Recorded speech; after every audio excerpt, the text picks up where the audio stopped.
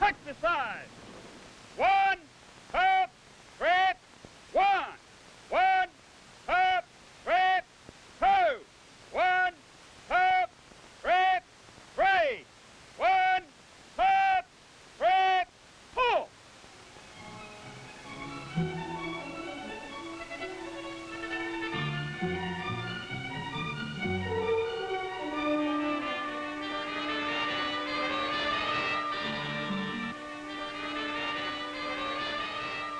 Crouch, run, pour.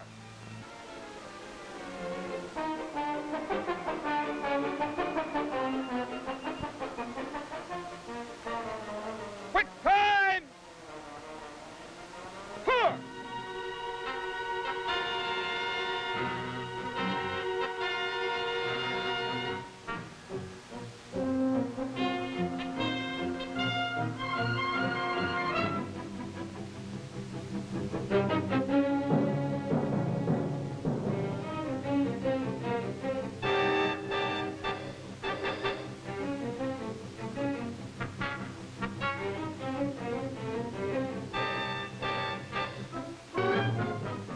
Carry right.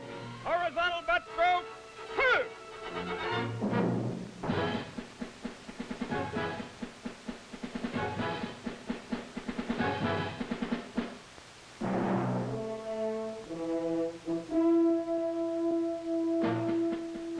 Once again now, and faster. Carry right. Horizontal butt stroke. 2.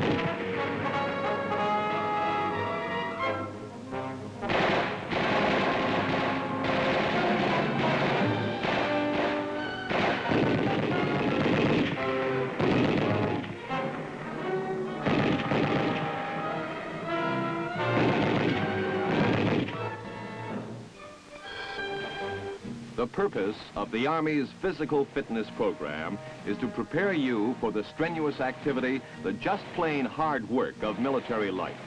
A soldier who's not in shape physically threatens the security of himself, his unit, and the nation he is defending. And to get in good physical condition and stay that way, you have to exercise. All the advanced technology of modern warfare and the abundance of mechanized and computerized equipment haven't changed the picture. The physical condition of the individual soldier is still of prime importance. No matter what his job, a soldier can do it better if he's fit.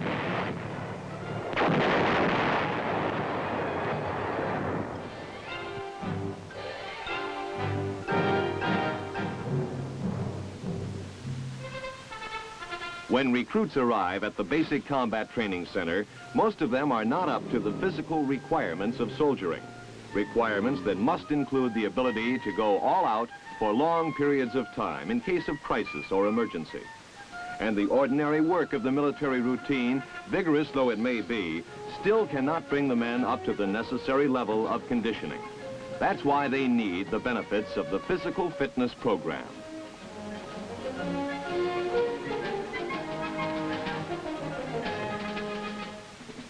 Commanders are always commenting on the poor condition of recruits. Julius Caesar probably had the same complaint. Today, it's something of a national problem. But today, a great deal is known about how to remedy the problem. Soon after you arrive at BCT, you will begin to encounter that remedy in action.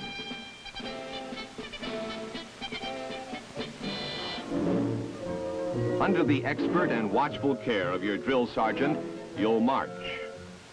You'll run.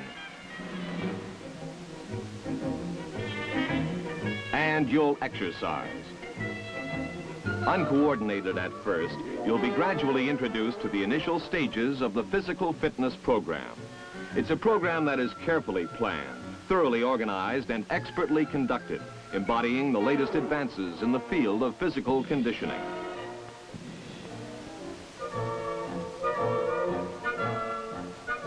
And yet, it's a program that cannot succeed without your help.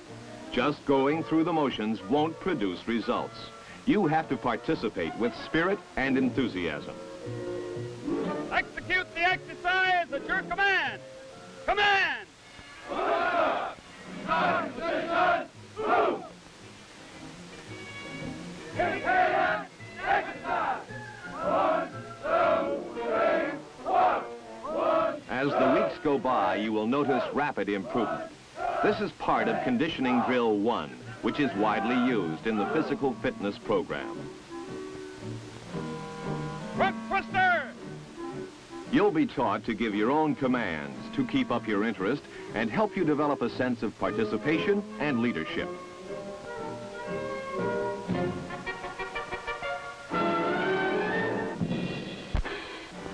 These calisthenic drills exercise all major muscle groups and develop strength to do your job and endurance to carry it on for long periods of time. Remember, every component of physical fitness must be developed. Strength, endurance, coordination, and agility. A soldier cannot afford a weakness. Marching has many military virtues and is a good conditioner, but by itself cannot produce fitness. It does more for the legs than the arms and shoulders, and does not sufficiently tax your heart and respiratory system. But as long as there's an army, you can bet there'll be marching. Double time! Huh. Running is a highly important element of the conditioning program. Running is the best way known to build up your wind and respiratory endurance. And of all aspects of fitness, this is the most neglected in civilian life.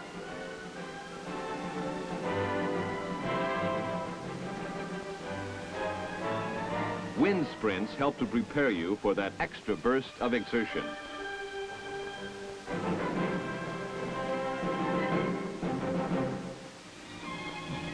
Exercise periods are preceded by warm-up preparation and followed by a cooling-off break in accordance with accepted medical prescription. Most of your conditioning activities will be packaged into a 15-minute unit or units. A period of vigorous, sustained effort is better than a long, leisurely workout.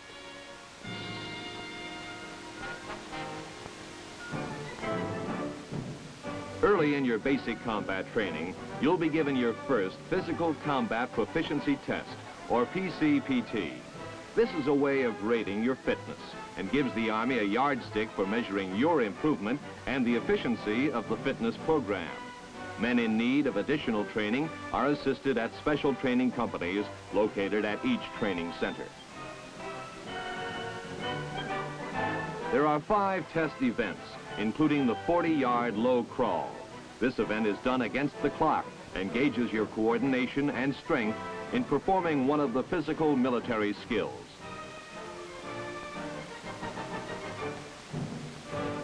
On the horizontal ladder, you are scored on the number of rungs you can make in a minute. This is a good measure of your arm and shoulder strength and your general muscular endurance.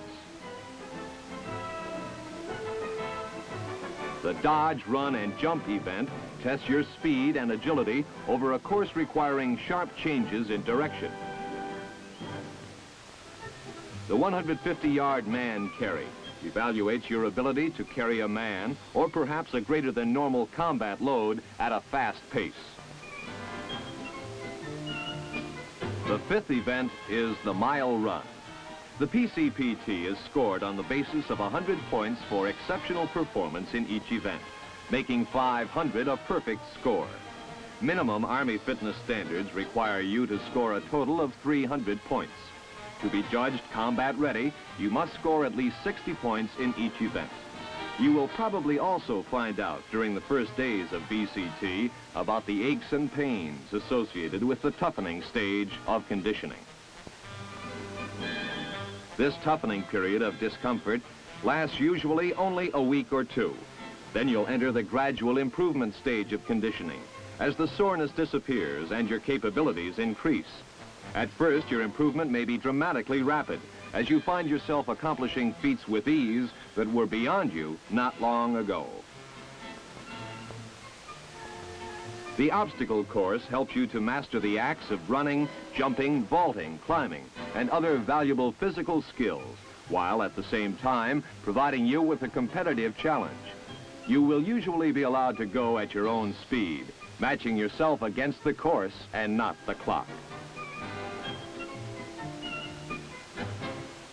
Go! Run! In the tough and strenuous grass drill, the exercises are not done in cadence, but at the best speed of the individual. But don't try loafing. You may wonder sometimes, just when you achieve a certain level of performance, why the drills seem to get rougher and the rest shorter. That's the overload principle in operation. If you are to progress and benefit from the exercise, it must extend you beyond your previous limits. That's how you improve.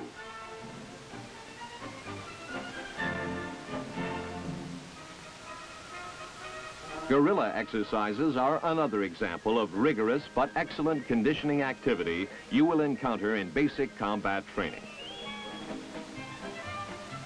Quick time! Forward!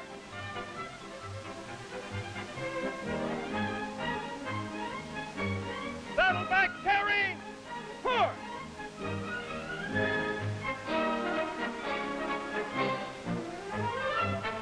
Guerilla refers to stealthy fighter, and the exercises are aimed at strengthening all major muscles and increasing your flexibility. The movable strength circuit is a layout of exercise equipment which you use in rotation to improve your muscular prowess.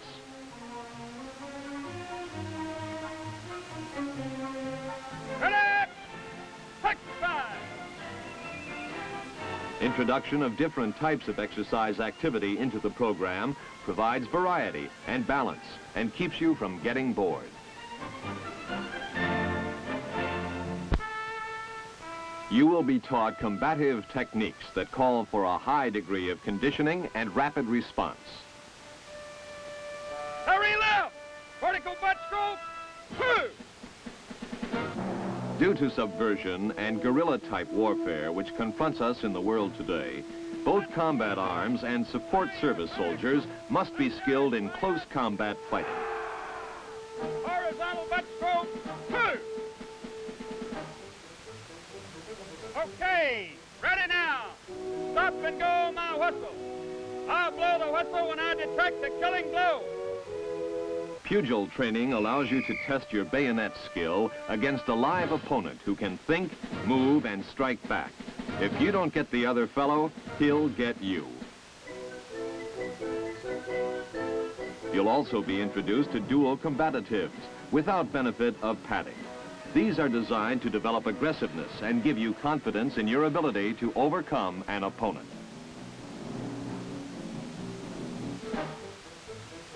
Basic hand-to-hand combat training teaches you how to deal with the enemy at close quarters.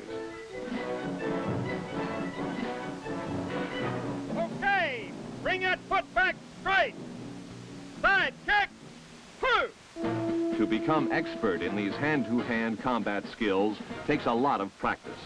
In basic combat training, you will be taught methods of bringing your man down quickly. One method is the head twist takedown.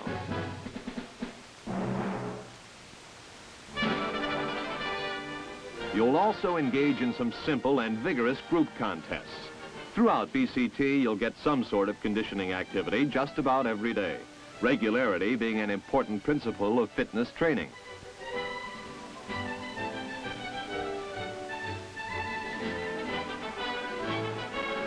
When you take your second PCPT near the end of the cycle, you can judge the results of the conditioning program for yourself.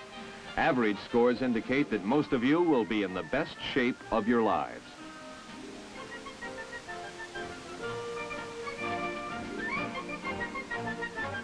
Every effort is made to help you learn and qualify.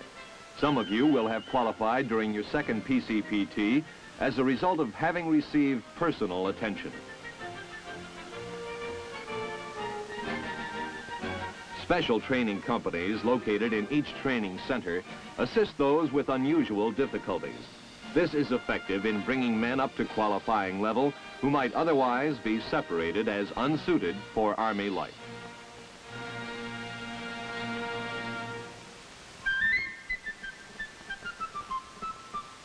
When basic combat training is over, you should be well on your way to becoming a soldier, technically, mentally, and physically fit.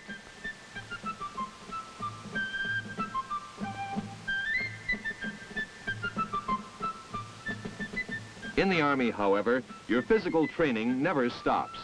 Next, you will go on to Advanced Individual Training, or AIT, under the Army branch or service to which you are assigned. This trip may take you across the base or across the country. However, no matter where you go, you'll find that the physical fitness program is there ahead of you. And an important part of that program will continue to be the set calisthenic drills, like this conditioning drill 2.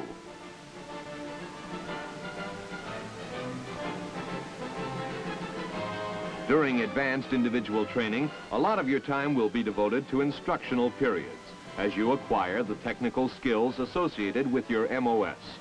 But every effort will be made to keep you moving forward on your conditioning schedule.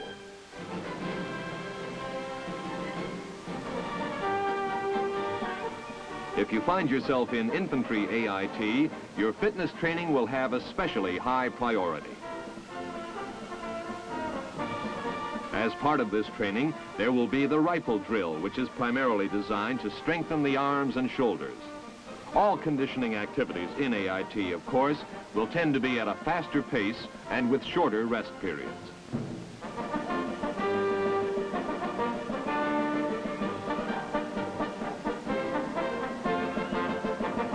The log drill is another set exercise you will meet in your training. This is particularly good for developing coordination and introducing an element of teamwork. By the time you reach AIT, you should know the formal drill routines by heart and be able to execute them with snap and precision.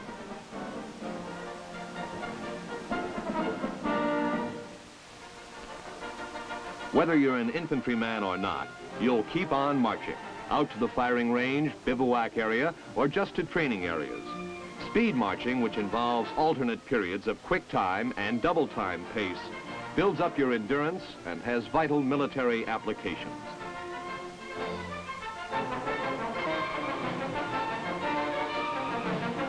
In combat, tactical advantage has many times been gained by a unit that was able to move rapidly and show up unexpectedly in another part of the battle area. Fit troops can make 4 or 5 miles an hour or 15 miles in 4 hours if necessary.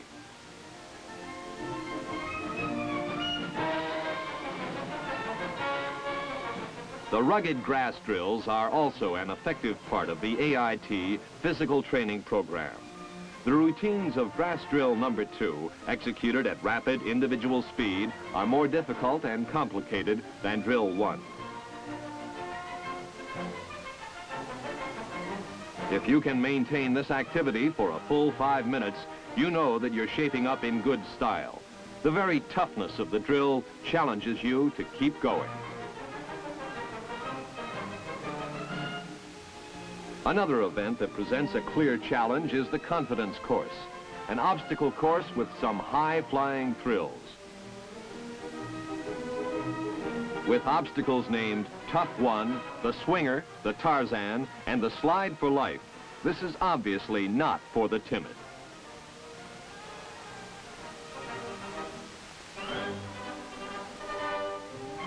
You'll be encouraged to test yourself against the lofty challenges of the course, because conquering it can give you important self-confidence and assurance.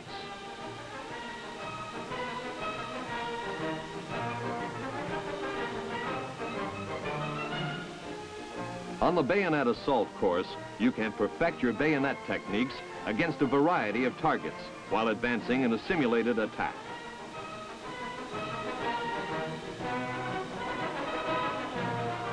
By their construction, the targets indicate the type of bayonet assault to be used against them.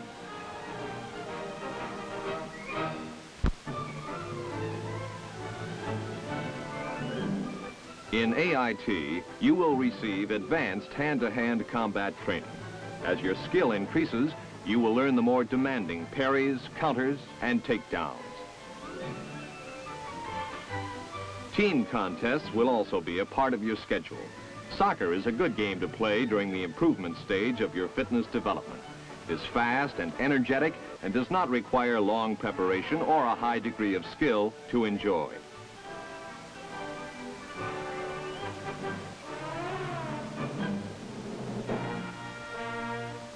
By the end of your advanced individual training, you will probably have reached the sustaining stage of conditioning, having attained a level of fitness beyond which you could progress only with unusual effort.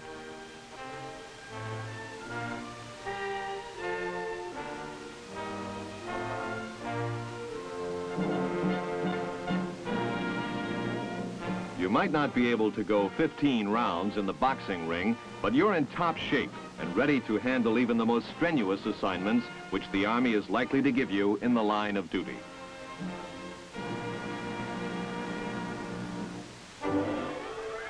Unless, of course, you should choose to qualify as a paratrooper or volunteer for Ranger or Special Forces training.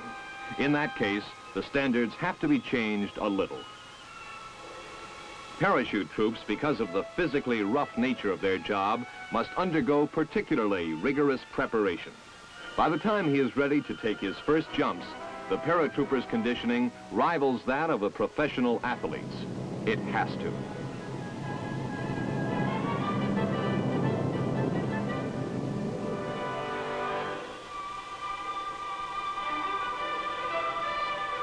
If you volunteer as a Ranger, you will learn many new skills, and negotiation of the confidence course is one of the requirements.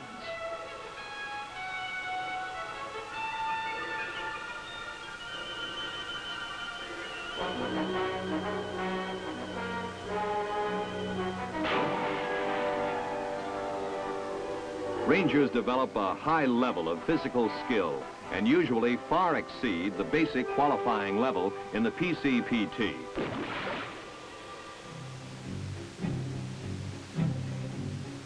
Special Forces troops similarly must be physically conditioned above and beyond the average soldier to carry out their arduous anti-guerrilla missions.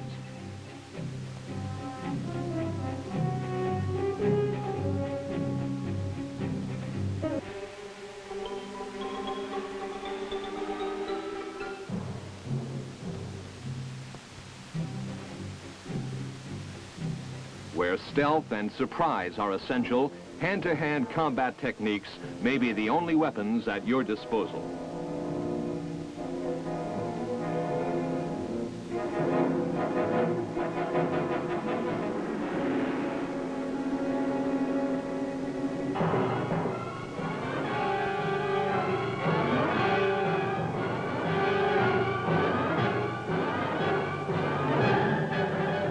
For special missions of this nature, only troops with exceptional skills are employed.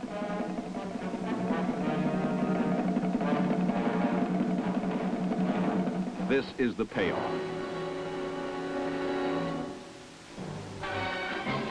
The Army's physical fitness program continues at the unit level. Whatever unit you join after advanced individual training, you will have to stay in top physical shape. Even technicians and chairborne specialists function better when in condition. You'll still get plenty of marching, exercise drills, and conditioning activities. During unit training, some new forms of physical training will be added.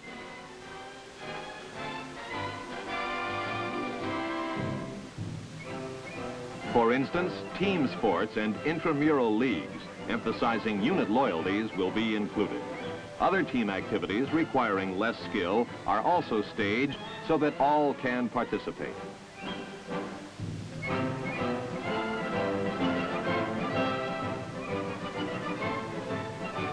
In unit training, cross-country running allows for team and individual competition and is an excellent activity for keeping up your stamina and endurance.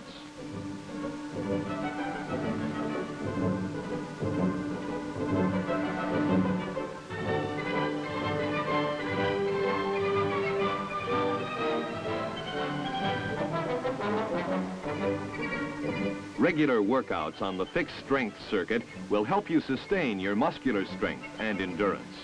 You utilize the equipment at one station of the circuit for a prescribed period, and then move on to the next station until all are covered.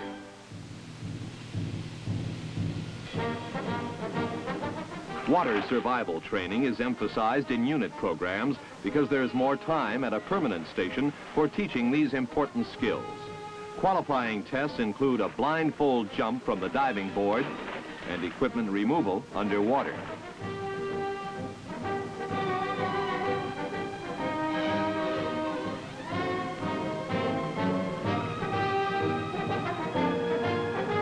Plus a 15-meter swim with rifle and equipment using the side stroke.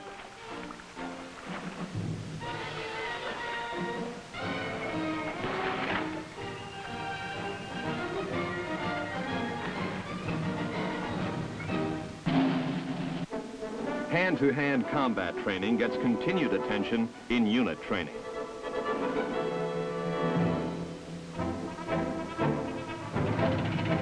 The purpose of all this physical preparation, whether basic combat training, advanced individual training, or unit training, is to make you a superior soldier, capable of performing your military duties in training or combat at a high level of proficiency while maintaining a reserve of strength to meet emergency demands. This holds true not only for infantry riflemen and the specially trained troops, but for all branches of the Army assault and support forces.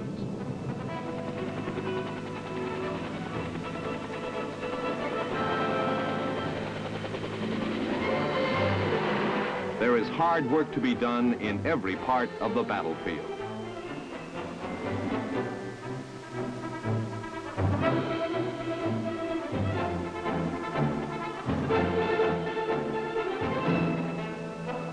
Under today's military realities, the physical conditioning of Army troops cannot be put aside for last-minute attention.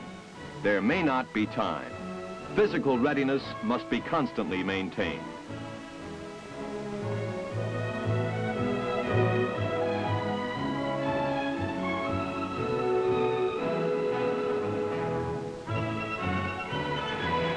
When forces can be airlifted to any part of the world within a single day, today's soldiers had better be physically prepared to meet the challenge before he gets there.